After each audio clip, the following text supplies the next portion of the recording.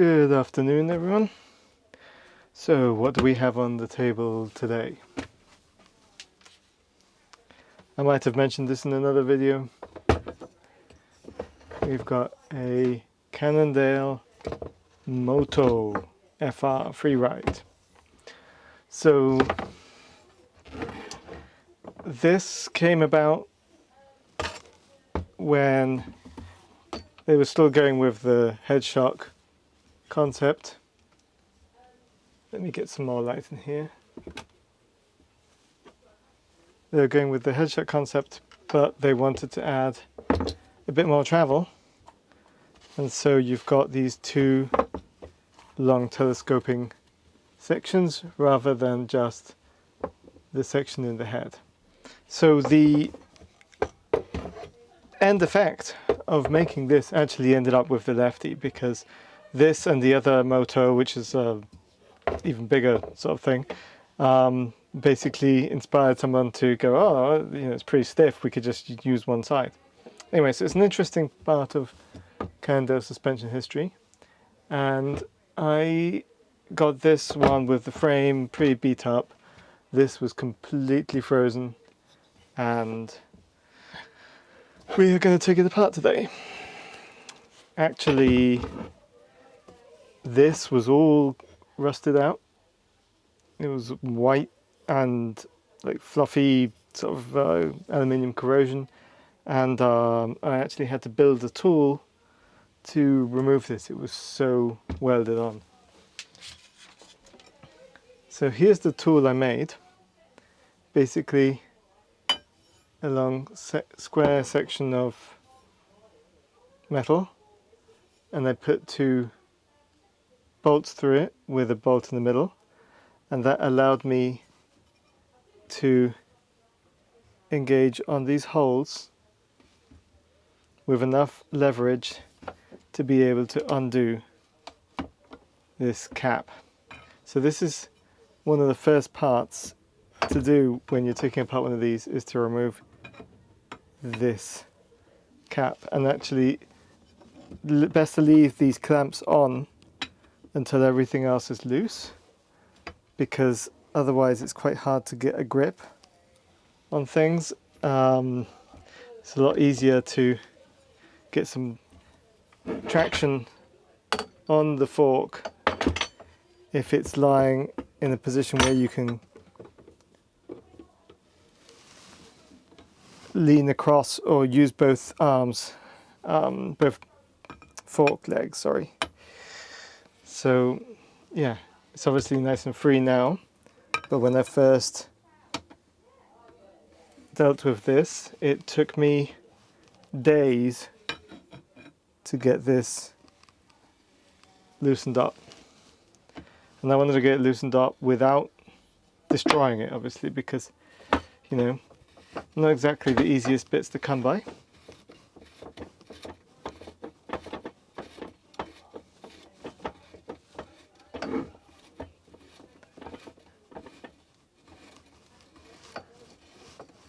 So it's now undone.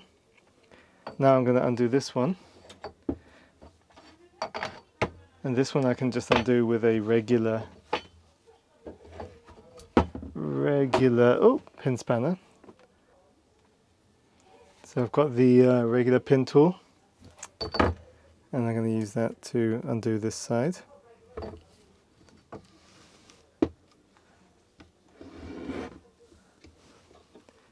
And to be clear, this is oil damper on one side and spring on the other. There is no air to remove, so you don't have to worry about that.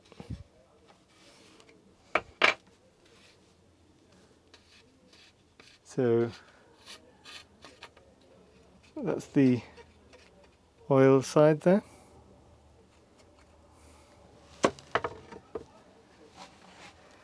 Now I can then collapse the damper, and you can see I've already got some green tape on there, which I put on before just to protect the top of the shaft. And what I'm going to do to to get the other tool that I need to put into here, which I made, is to actually remove this.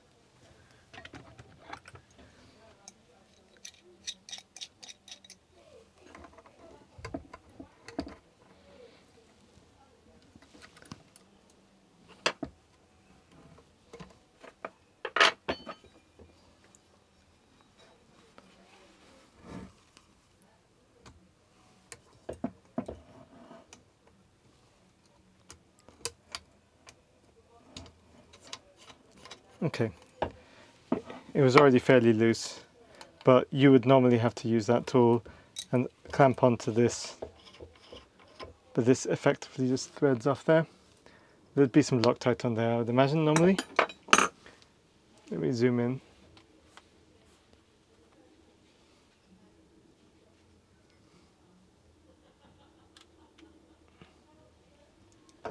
So, yeah, that goes on there. And that comes off fairly easily now, but it was pretty well locked in there before. Now, I need to get my special Moto FR tool that I made. Here it is. Moto FR spring side. So, basically I have a metal tube. I think this is a... can't remember what it's from. And I've notched down 4 notches onto it. And so those 4 notches are going to engage 4 notches in there.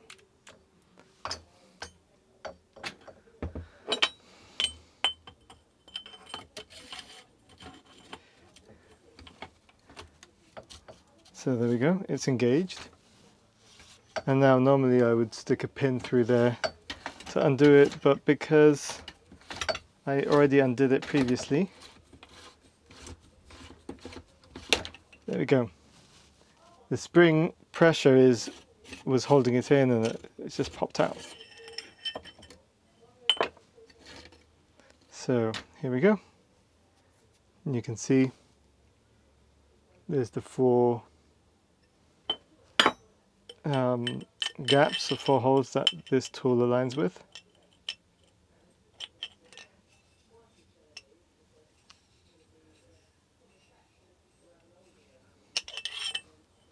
I think there's actually a seat post. Anyways, this is just the top section. There's another section in here I need to get to.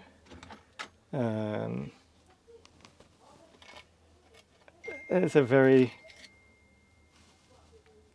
grimy spring with elastomer with this bushing on the end. And then on this side we have a damper which I also had left loose. So hey presto, here's the damper. Now inside of there should be nothing left.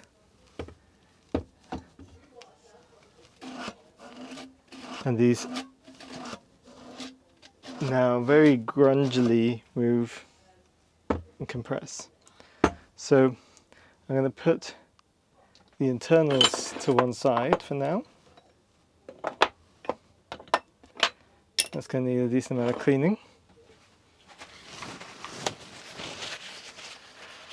And I'm going to take apart the clamp, and so I can take these guys off.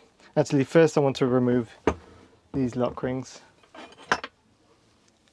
Again, easier to do this sort of thing when the fork is still together than once it's taken apart.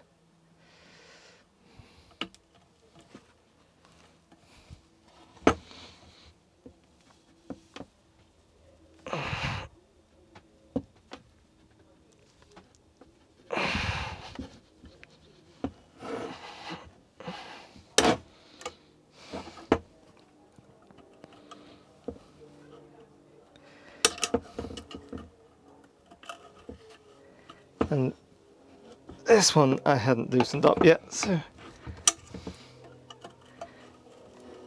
you definitely got to be prepared to get some leverage on some of these, because when they've been sitting around for 20 years, can be pretty hard to get them loose sometimes.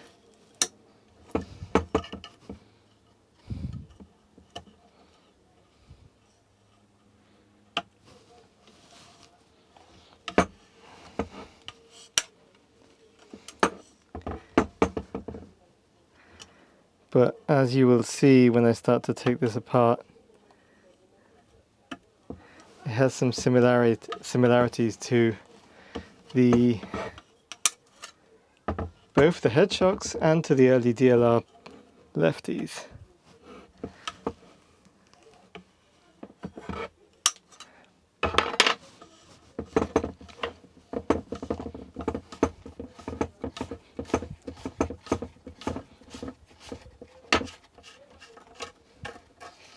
Okay, first side done.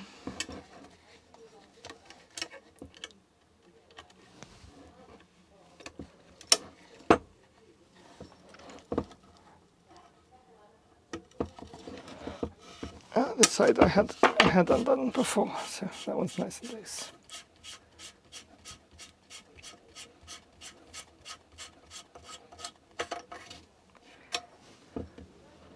So we're going to take a pick and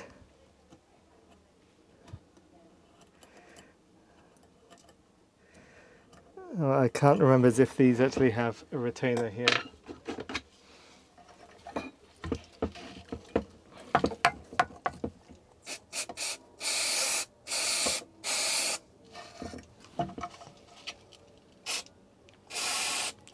It's a bit of archaeology to get rid of all of the old grease and grime and stuff. Yeah, I think these don't have a retainer on this side. Okay. This one has a retaining ring on one side at least. Yeah, it has a retaining ring on both sides. So I need to get my retaining ring tool out. This is a retaining ring tool. I got this from Improved Part. It doesn't cut, it just is this head bit. I just bolted it onto a extension shaft. Just hoping I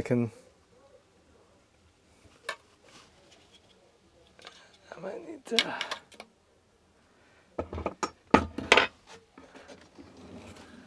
I might need the tool on the end.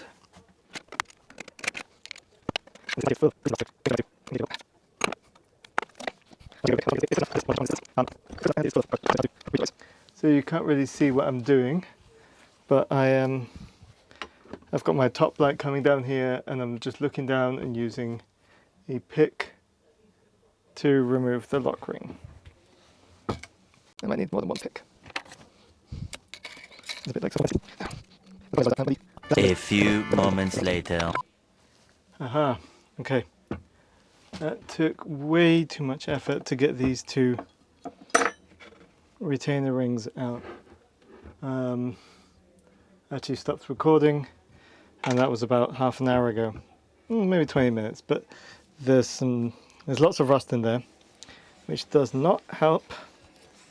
Lots of rust and lots of grime. One side I picked it out, the other side I used this tool to kind of get it to rotate, but it was not cooperating. So now I'm going to disassemble the clamps.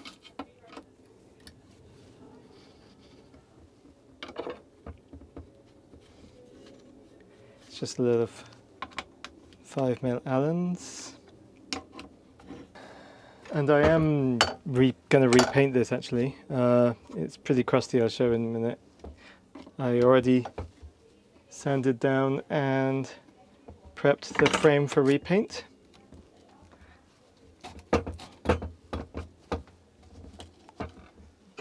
Okay.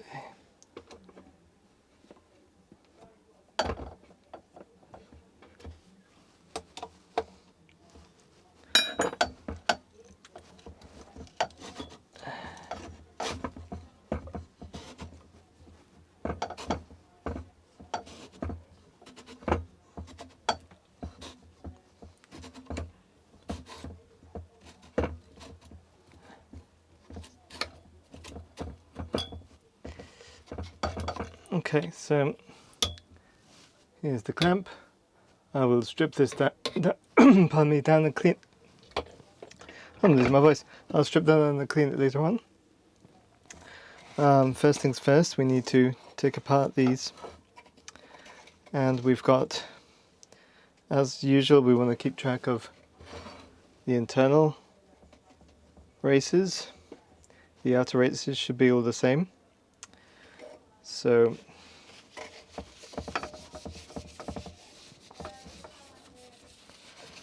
we have the added complexity of keeping track of 2 sets of each.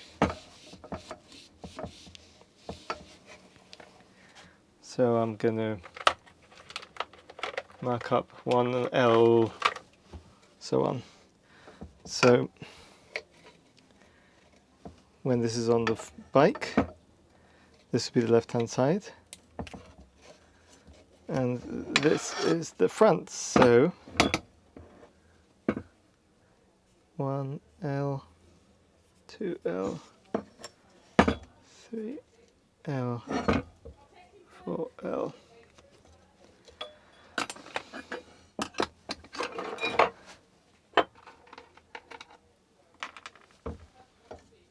Okay, so there we go. And that looks delightfully crusty in there.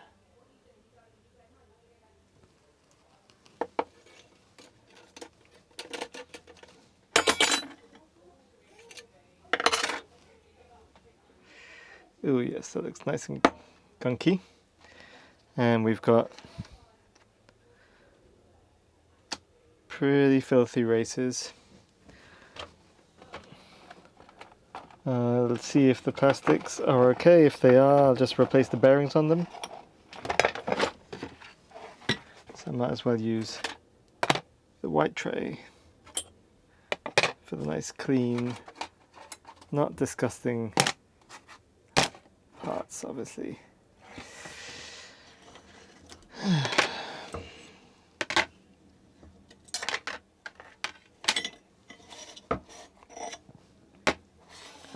So I'll basically have 1 tray for each side. Yeah, that's delightful.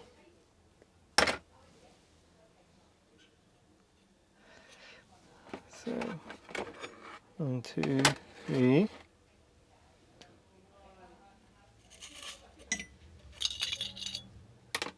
So that's the left hand side.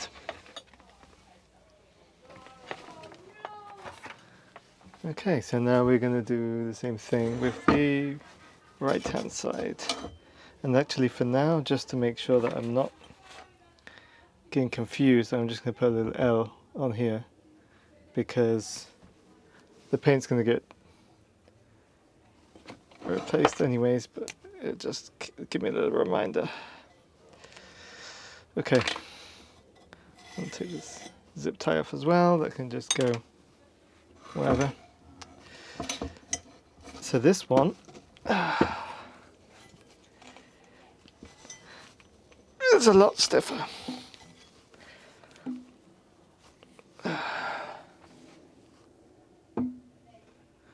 I did get the retainer out of there, but it is not cooperating. So I'm going to spray some plus gas.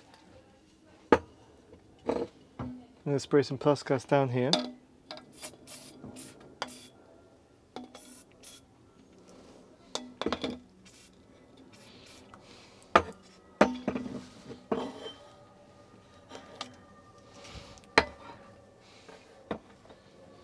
And I'm just going to clean my hands quickly.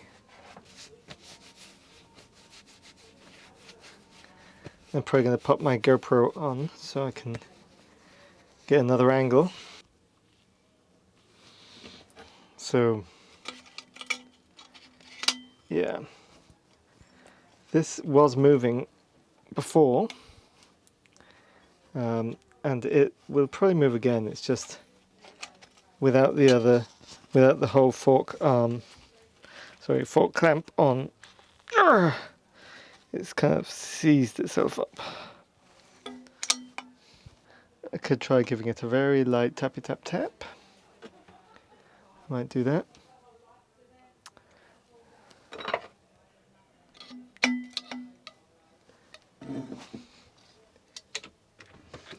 Just a very, very light tap. Just trying to get it moving.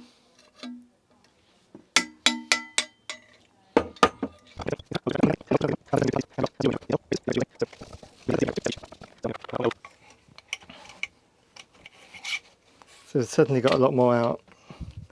But yeah, it's still locked.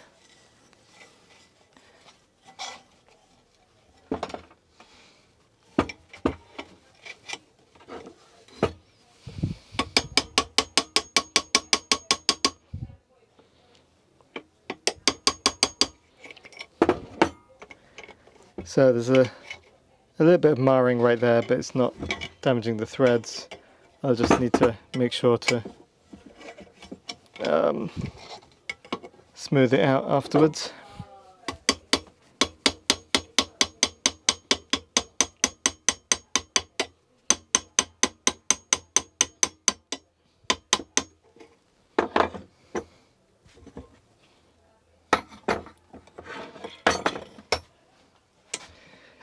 The amount of rust in here, I guess I shouldn't be surprised.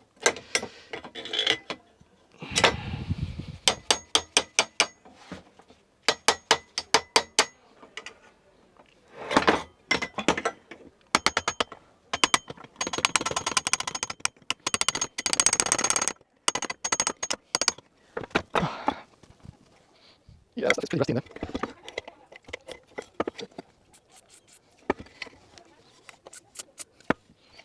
So this right here, the gauge doesn't come out yet, but the other ones have, so yeah, that one's definitely shifted compared to the other ones.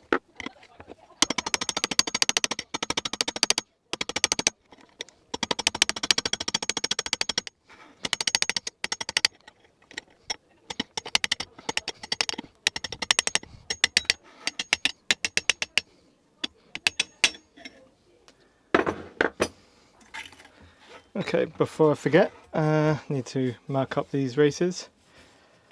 The reason I didn't do it before was actually when I first started to expose it, I couldn't actually, it wouldn't move.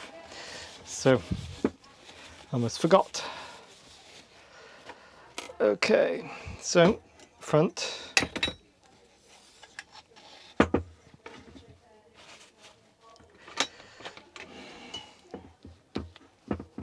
So, one right, two right, three right, and four right. Okay. And there we go. And of course they will go flying everywhere.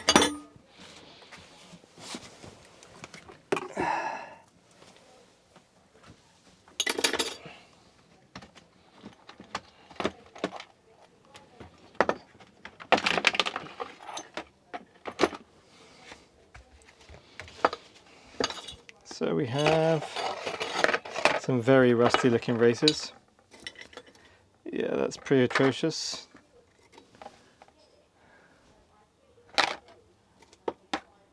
I'm not surprised that wasn't moving. That is some pretty thick rust there.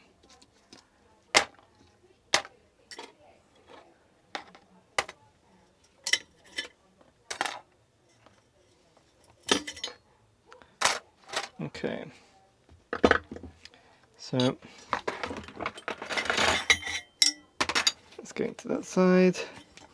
Just going to get this boot off. And toss away the zip tie. Okay. So those I'm going to clean up in a minute.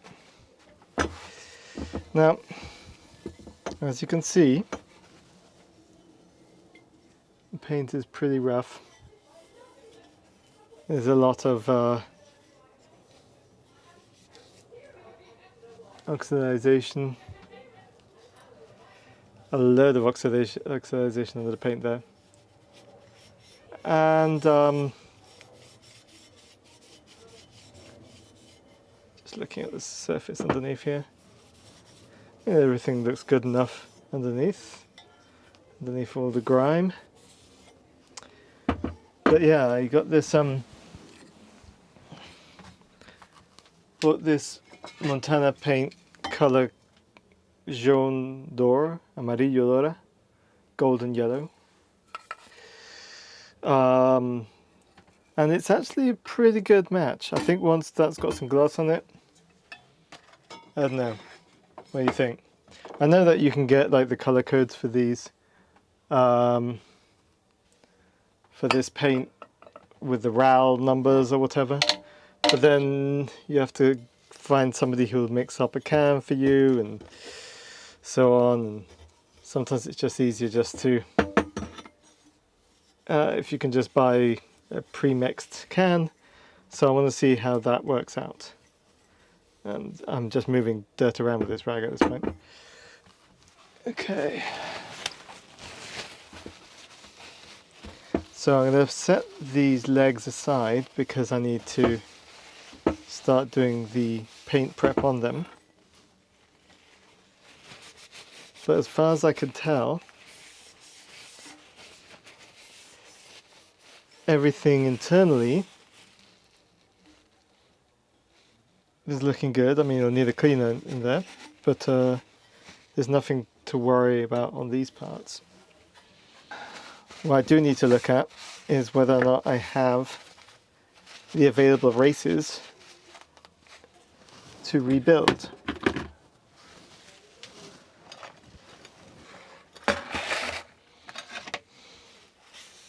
These are definitely going to be more in the lefty realm than the headshot realm in terms of the races available.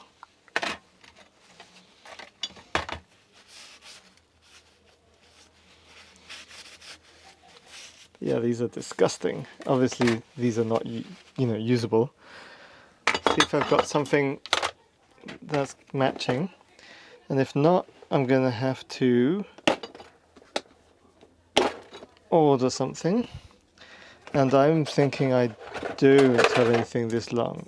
Yeah, unless it's in my other races box. Let's take a look. Yep, no, that's really, really long. So,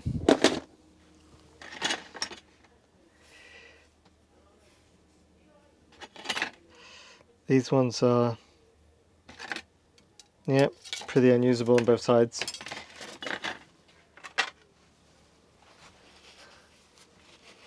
Now these ones actually possibly could be rescuable in a pinch, but that's just 1 out of 8.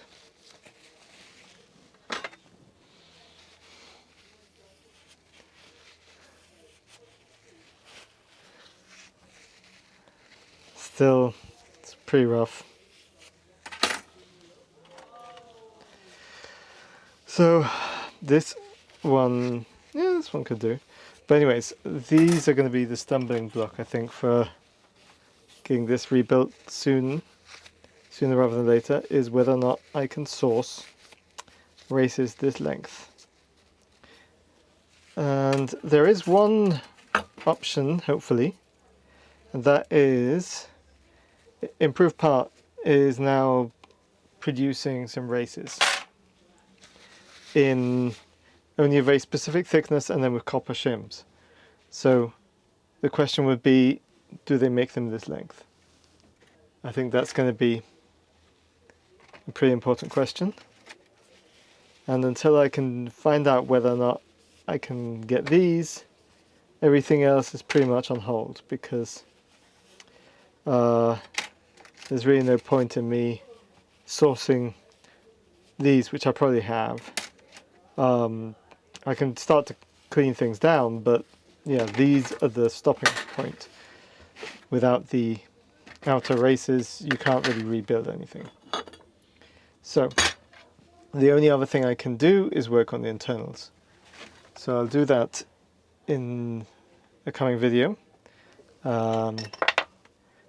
This damper is fairly similar to other dampers used by hedgehogs and DLRs.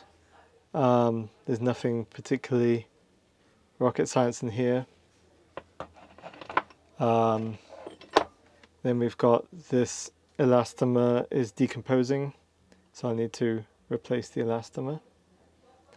So that's the other part I need to source. So yeah, there's a few bits I need to sort out, and repaint the fork itself, which yeah, should be interesting. I do have behind me, let me try and clean my hands a bit.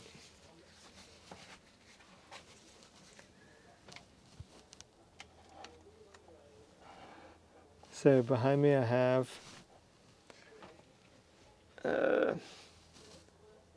and it's really dark.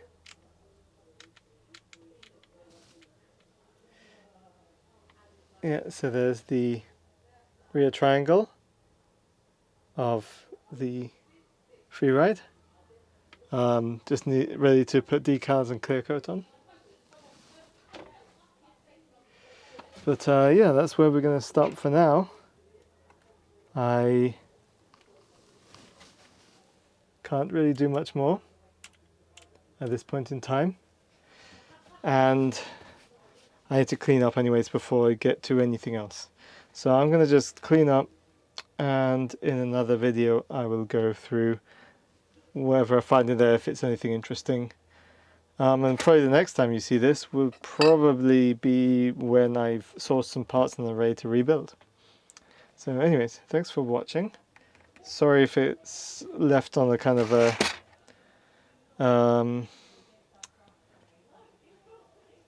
yeah, sorry if it's left on and kind of messy midpoint, but that's how these projects end up. You can't always start and finish something in one project, in one video, sorry. But yeah, thanks for watching. In the next episode of the Moto rebuild, I prime and paint the fork, and then get some decals on it, which were an okay fit, not the best. But then I get some clear coat on top of that, and then it is ready for rebuild. So if you don't want to miss that, subscribe, then you'll get notified